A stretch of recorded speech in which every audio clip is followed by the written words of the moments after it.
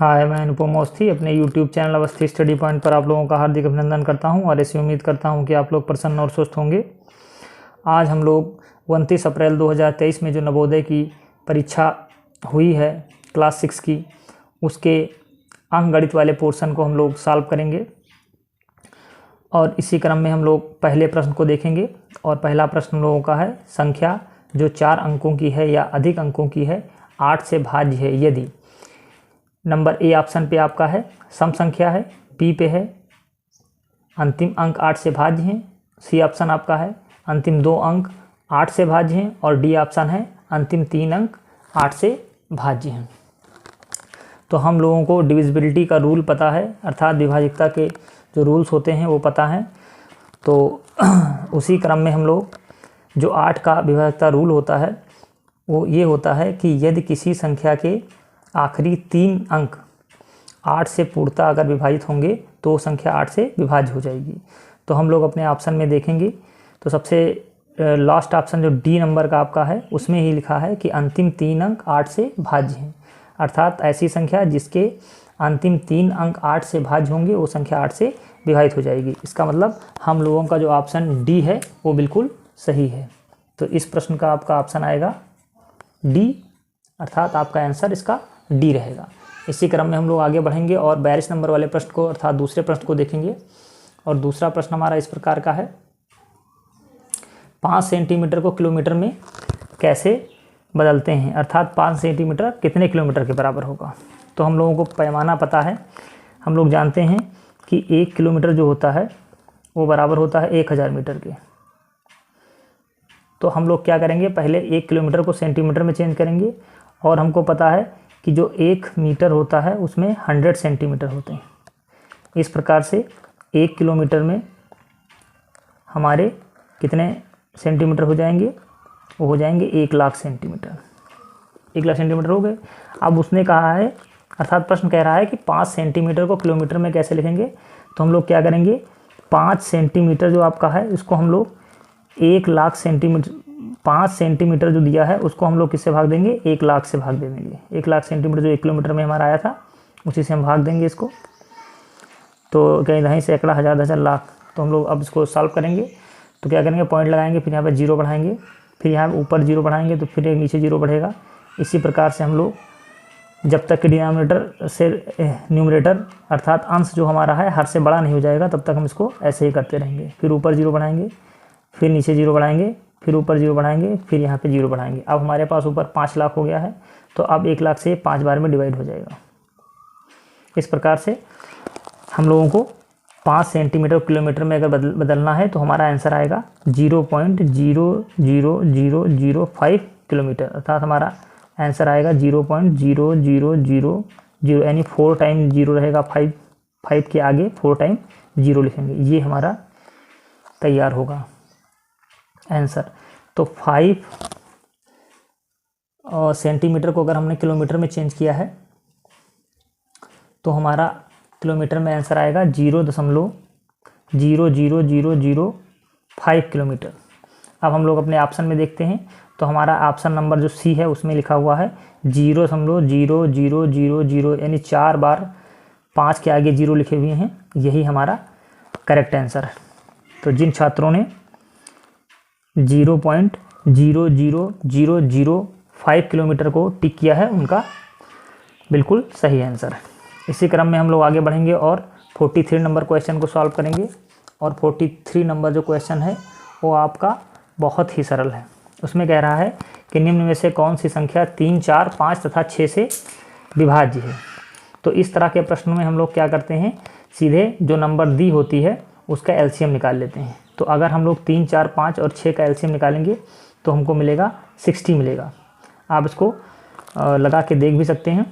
तो इस प्रकार से जो 43 नंबर क्वेश्चन है उसका आंसर बहुत सरल था, वो आपका 60 यानी बी नंबर ऑप्शन जो है वो सही रहेगा। इसी प्रकार से हम लोग अब 44 नंबर क्वेश्चन को सॉल्व करेंगे। और 44 नंबर क्वेश्चन भी आपका बहुत ही सरल है। ये भाग का सवाल है। इसमें दे रखा है कि 4.239 को अगर 0.9 से भाग दिया जाता है तो भागफल क्या प्राप्त होगा।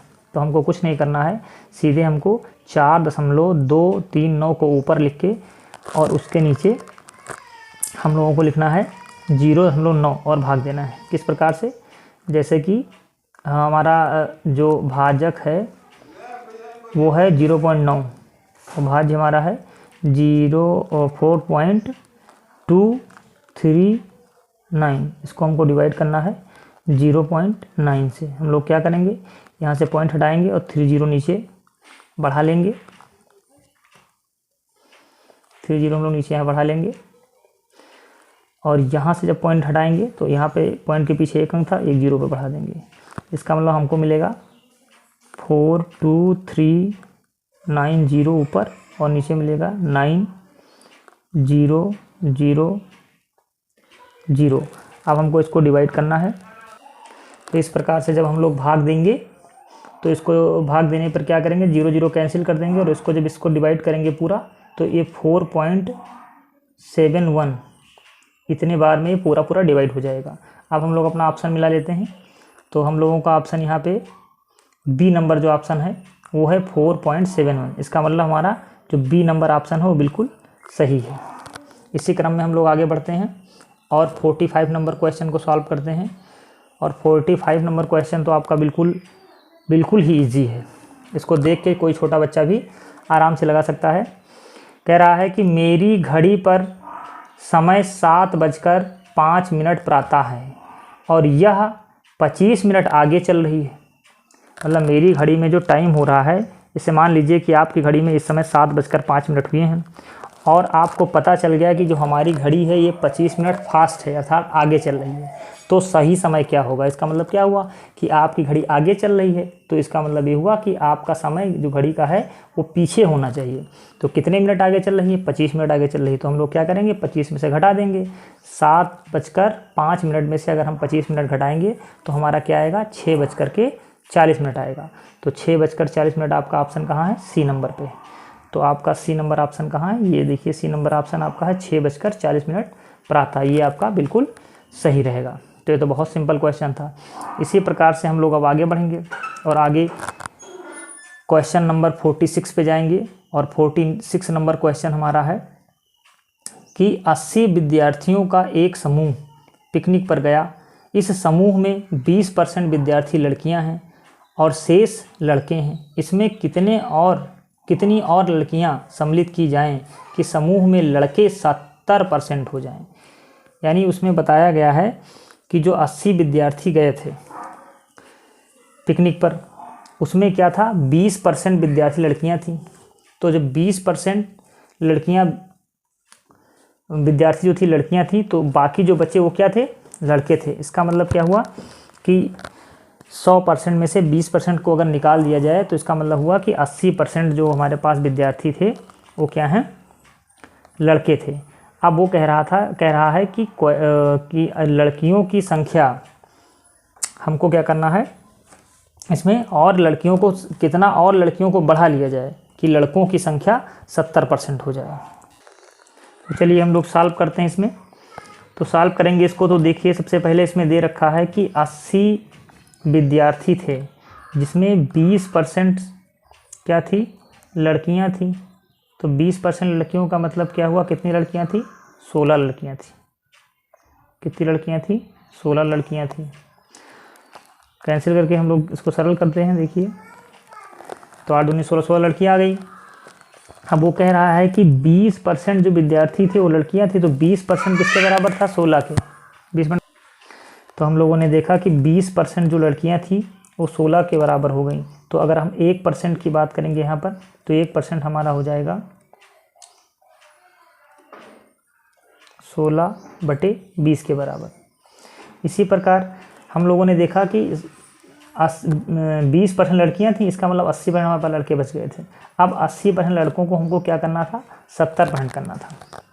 इसका मतलब क्या है कि 80% हमारे पास लड़के थे, कितने थे, 80%। और हमको इसमें से कम करना है कितने परसेंट, 10% कम करना है, जो बराबर हो जाएगा 70% के। तो कितनी लड़कियों को इसमें शामिल कर लिया जाए कि 70% हो जाए। तो 80% हम लोग पहले लड़कों को निकालेंगे तो 80% का मतलब क्या हुआ कि 80 गुणे, क्योंकि 1% किसके बराबर था 16/20 के, इसको हम लोग यहाँ पे सरल कर लेंगे। इसी प्रकार से यहाँ 10% में से माइनस करेंगे 70% आ जाएगा, तो जब इसको हम लोग सरल करेंगे तो हमारा आ जाएगा 64 आ जाएगा। कितना आ जाएगा 64।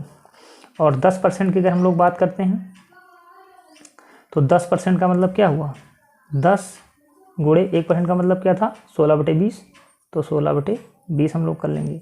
इसको हम लोग सॉल्व करेंगे तो कितना आ जाएगा आ जाएगा 8 आ जाएगा। इसका मतलब क्या हुआ कि जो ये 10% है वो किसके बराबर है, ये 8 के बराबर। तो 80% बच्चे लड़के हमारे पास थे, इनको हमको 70% करना था, यानी कितने लड़कियों को शामिल कर लिया जाए इसके अंदर। तो इसका मतलब क्या हुआ कि अगर 8 लड़कियों को हम लोग इसमें शामिल कर लें तो हमारे जो लड़के थे वो कितने बराबर हो जाएंगे 70% के बराबर हो जाएंगे। इसका मतलब जो हमारा आंसर आएगा वो कितना आएगा 8।